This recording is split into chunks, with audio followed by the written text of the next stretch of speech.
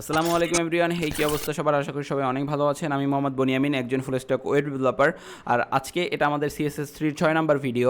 By the way, আজকের এই ভিডিওতে আমরা আউটলাইন নিয়ে কথা বলবো। আউটলাইন কীভাবে কাজ করে, কীভাবে অ্যাড করতে হয় বা কীভাবে আউটলাইন সেপারেট করতে হয় ইন ডিটেলস আলোচনা করব।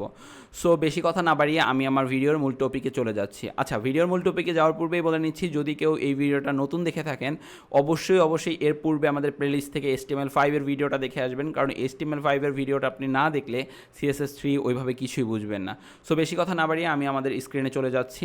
আচ্ছা, আমাদের দুইটা জিনিস লাগবে। একটা হচ্ছে আমাদের এই কোড এডিটর যেটা আছে এটা, আর হচ্ছে গত ভিডিওতে আমাদের এই টেক্সটগুলো ছিল। পাশাপাশি আমি যদি একটু করে নেই, মানে স্প্লিট করে নেই, তাহলে দেখা যায় এটা আমাদের লাইভ সার্ভার, রাইট সাইডে আমাদের লাইভ সার্ভার, আর এটা আমাদের কোড এডিটর। আমরা আগের যে কোডগুলো আছে ওই কোডগুলো আমরা মুছে দিলাম। হ্যাঁ, কোডগুলো মুছে দিলাম। ওকে, ডান। দেখার সুবিধার্থে আমরা একটা কাজ করব, আমাদের CSS3 যে ফাইলটা আছে বা style.css এর যে ফাইলটা আছে এটা স্প্লিট করে নিচে নিয়ে যাব। এর জন্য কি করতে হবে? এর জন্য CSS3 ফাইলটা সিলেক্ট করতে হবে, ভিউতে গিয়ে এডিটর লেআউটে গিয়ে দেন স্প্লিট ডাউন করে দিতে হবে। ভিউতে গিয়ে এডিটর লেআউটে গিয়ে দেন স্প্লিট ডাউন করে দিলেই দেখবেন যে CSS3 যে ফাইলটা আছে ওইটা নিচে চলে আসছে। সো আমাদের আজকের টপিক হচ্ছে আউটলাইন। আমরা গত আগের ভিডিওতে, মানে আমরা হয়তো হচ্ছে আপনার 4 নম্বর ভিডিওতে যেটা দেখেছি বর্ডার, 4 নম্বর বা 3 নম্বর ভিডিওতে আমরা বর্ডার নিয়ে আলোচনা করেছি। অ্যাজ বর্ডারের মতোই আমাদের আউটলাইনটা কাজ করে। সো এখানে আমরা যদি বর্ডারের ভিডিওটা দেখি, আউটলাইনের ভিডিওটা অবশ্যই আমরা বুঝতে পারবো। সো যাই হোক, আমরা একটা কাজ করি, আমরা হচ্ছে আমাদের আউটলাইনের ভিডিওটাই দেখি। সো আমরা এটা করার জন্য আমাদের বডির ভিতরে একটা পি ট্যাগ নিব। পি ট্যাগ নেওয়ার পর এটার ভিতরে ধরেন আমরা লিখলাম I love Bangladesh.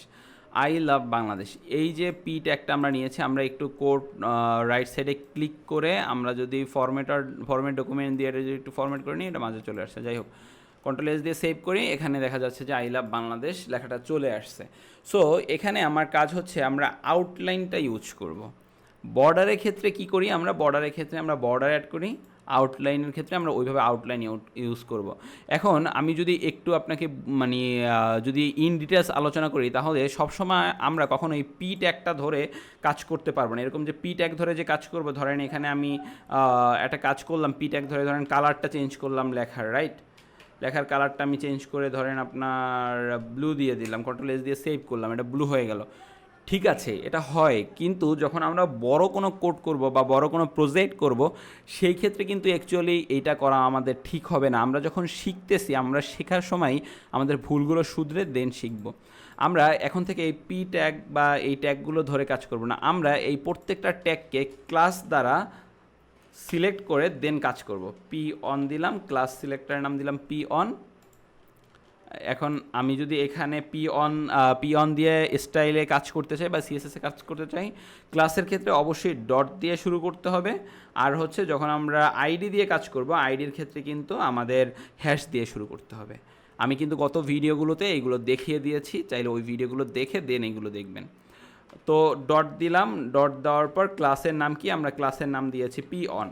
Ctrl+S, second bracket নিলাম, কালার দিলাম ধরেন আপনার ব্রাউন কালার দিলাম, Ctrl+S দিয়ে সেভ করলাম, দেখেন এটা ব্রাউন কালার চলে আসছে। তার মানে আমরা সবসময় ক্লাস দিয়ে আইডেন্টিফাই করব, ক্লাস দিয়ে কল করে দেন ওই ক্লাস দিয়েই ওকে কাজ করাবো। ওকে, এতে সুবিধা হবে আমার এই যে পি অন যে ট্যাগটা আছে, পি যে ট্যাগটা আছে, এখানে আরও পি ট্যাগ থাকতে পারে, এখানে 100টা পি ট্যাগ থাকতে পারে। সো 100টা, আপনি যদি এখন একটা পি ট্যাগ নিয়ে কাজ করেন, সেই ক্ষেত্রে কিন্তু আপনার ওই 100টা পি ট্যাগের সেম কাজই হবে।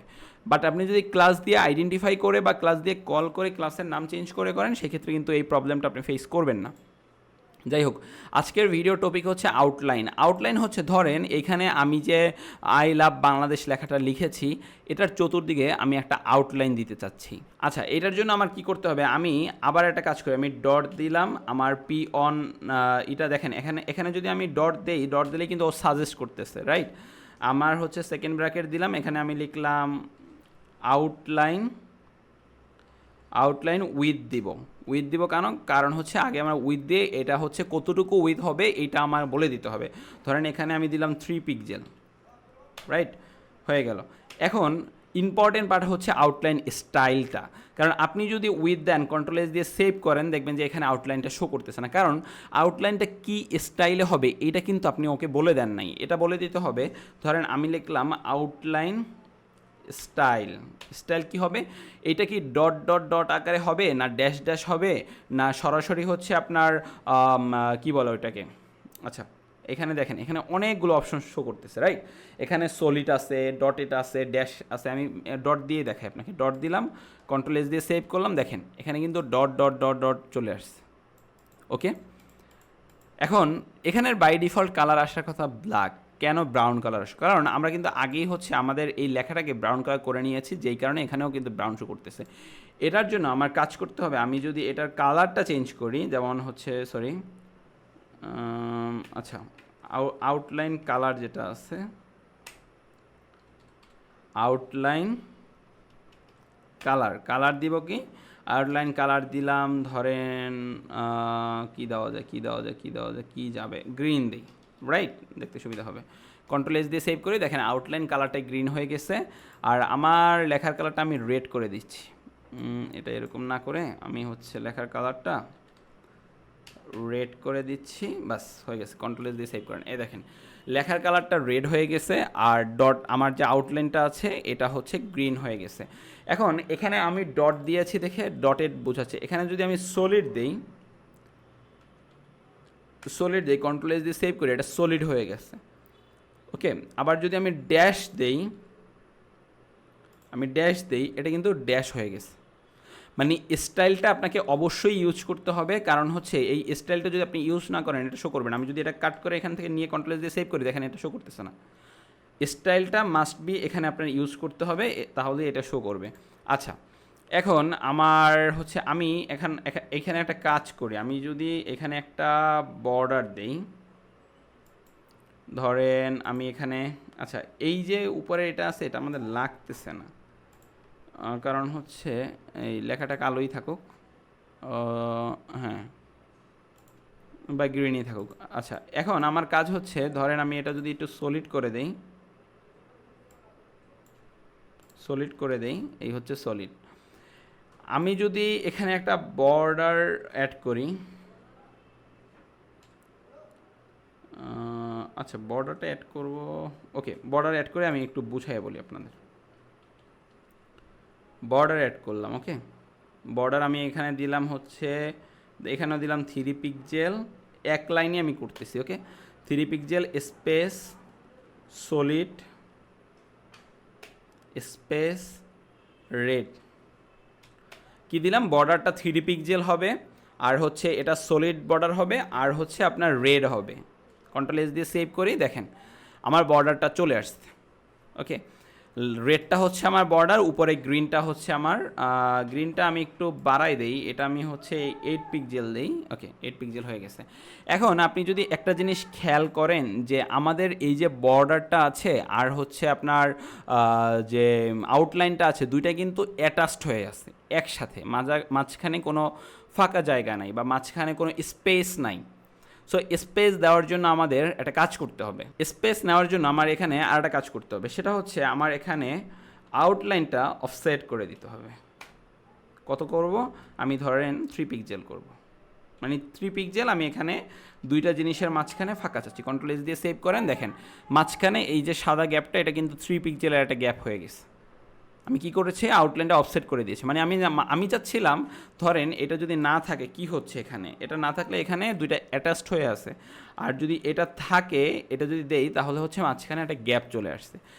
সেম জিনিসটা আমরা যদি কোনো ইমেজের ক্ষেত্রে করতে চাই, তাহলে সেটাও করতে পারবো। কিভাবে করব, আচ্ছা ইমেজের জন্য করতে হলে আপনাকে এখন এখানে একটা ইমেজ নিতে হবে। ইমেজটাকে এই ক্লাস দ্বারা আপনাকে কল করতে হবে, যেমন এখানে আমি পি অন দিয়েছি, ইমেজের ক্ষেত্রে আপনি আই অন বা ইমেজ অন দিতে পারেন, দিয়ে আপনি এই সেম কাজটা করবেন, তাহলে দেখবেন যে এই লেখার জায়গায় অটোমেটিক্যালি ইমেজটা চলে আসবে। ওকে, সো এটা আপনাদের একটা প্র্যাকটিস প্রবলেম ছিল, এটা আপনারা একটা কাজ করেন, বাসায় বসে প্র্যাকটিস করেন অথবা টেস্ট করেন, দেখেন যে হচ্ছে কি না, না হলে অবশ্যই কমেন্টে আমাকে জানাবেন, আমি রিভিউ ভিডিওতে এটা অ্যাড করে দিব কীভাবে আপনি ইমেজে বর্ডার অথবা হচ্ছে আপনার আউটলাইন অ্যাড করতে পারেন, বা কী কালার আউটলাইন অ্যাড করলে সুবিধা হবে, বা কীভাবে শ্যাডো অ্যাড করবেন, এগুলো ইচ অ্যান্ড এভরিথিং আপনাকে আমি দেখিয়ে দিব।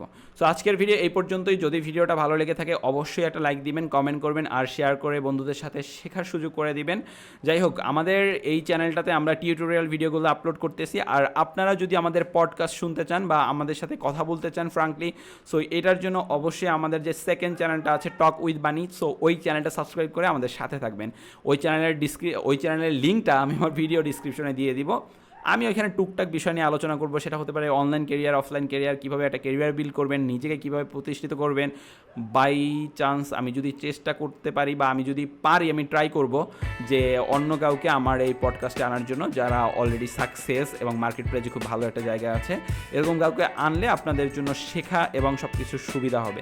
তো আজকের ভিডিও এই পর্যন্তই। ভালো থাকবেন, আমার জন্য দোয়া করবেন, আর টিল দেন টেক কেয়ার। আসসালামু আলাইকুম।